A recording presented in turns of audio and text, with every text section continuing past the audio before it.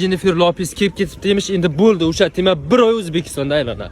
1 oydan ko'p ham bo'lishi mumkin. Lekin o'sha kuni 4 kun bo'ldi, hali bir otasi qizini zo'rladi. 14 yoshli qizni 4 kishi bo'lib turib zo'rladi. O'sha temalar yo'q, bosilib ketadi. Hech kim tema ko'tarib chiqmaydi.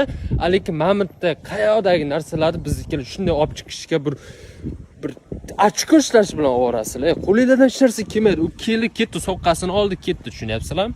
Stadionni gapirsizlar, chinni gapirasizlar. Chimda unaqa qilibdi, ochiq kiyinibdi. Ochiq kiyinishga qarshi bo'lsang, birinchi o'rinda o'sha qatga qarasang, nachnoy klublar bosib yotibdi. Ana o'shalarni bor deb yoptir qo'lingdan kelsa.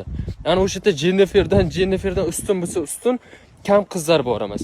Bor ana o'shalarni bo'ynida. Bu nima kerak? Bu nimani isbotlamoqchisizlar? Prosta ochko ishlasizlar maqsadinglar. Gapinglar chiqatga o'tmaydi.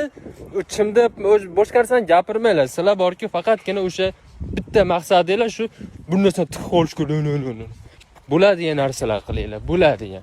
Otasi qizini zo'rladi. Ana bechora qiz komada yotibdi. Ana o'sha temani ko'tar. Ana o'sha temani yillab ko'tar. Ayyo, sizlar 2 kun ochiqda bo'ldi, ketaversin. Jennifer ochiq kiyinibdi, unaqa bo'pti, bunaqa bo'pti. O'sha taraflarga masalan tushunmayman. Qanaqadir bir neto. Ana o'sha uchun ham ba'zida bir O'zbekistonga bir qaytishni o'ylasam, nima deyishim bilmayman.